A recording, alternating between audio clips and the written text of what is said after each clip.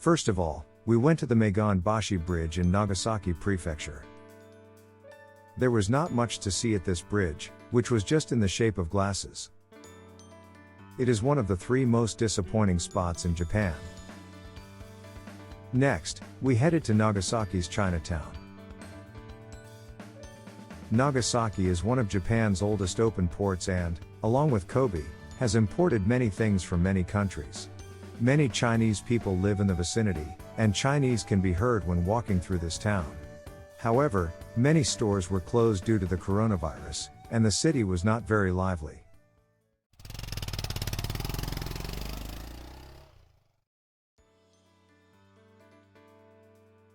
Next, we headed to Nagasaki Peace Memorial Park.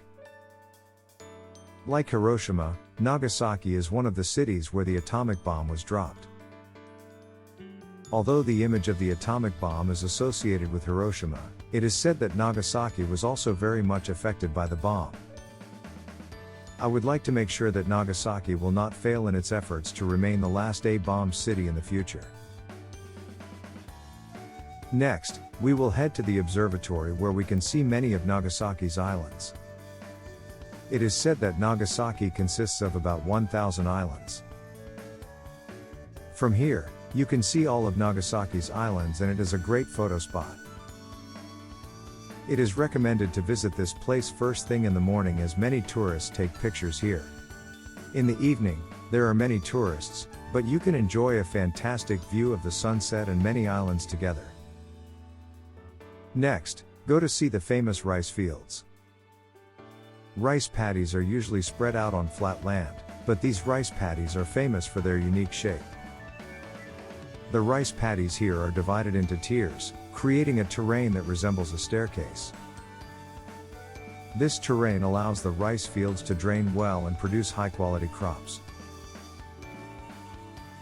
However, the terrain here does not allow the use of large-scale machinery, so everything is done by hand, which makes it very difficult for the workers. Here we are at the Yoshinogari Ruins in Saga Prefecture.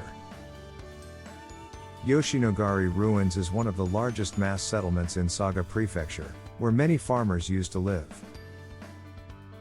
The village is surrounded by fences to prevent animals and enemies from entering. Also, the houses they lived in have a very unique shapes. Their houses are not above ground, but half underground. This way, they can endure cold winters. However, the problem with the half-underground structure was that water would enter the house when it rained and mold would grow inside the house. In addition, a model of a person from that period is displayed here, allowing visitors to see how people dressed and ate in those days.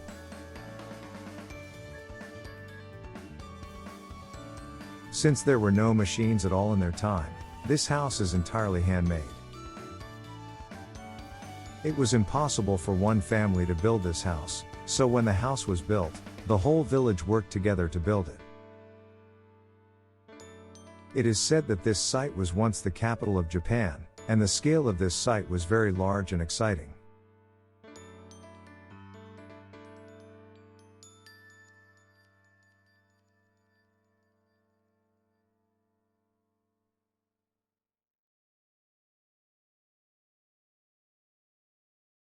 Next, we headed to Shimane Prefecture.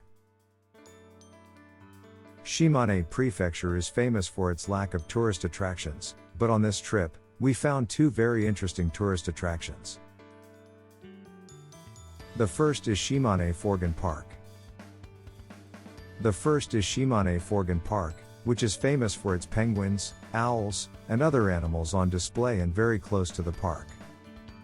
The owls are said to be able to turn their heads 270 degrees and see most of their enemies around them. Owls are nocturnal, so during the day they hide from their enemies by keeping their bodies as thin as possible, and at night they go out to catch their prey. The second tourist attraction in Shimane Prefecture is the Adaki Museum of Art.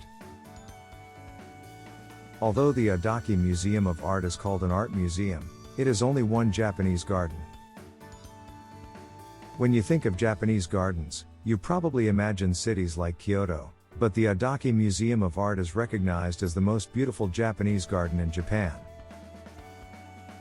Once inside, you will feel as if you are in a different space, as sound is almost eliminated. Also, the admission length here is very high, and not many tourists enter, so you can enjoy the Japanese garden at your leisure. Next, we will head to the Tottori sand dunes in Tottori Prefecture. The Tottori sand dunes are the largest in Japan and are visited by many tourists every day. You can also ride a camel in the dunes, which is a very popular attraction, so it is recommended to make a reservation in advance. This is the end of this video. Next time, we will upload the Kyoto trip. See you in the next video.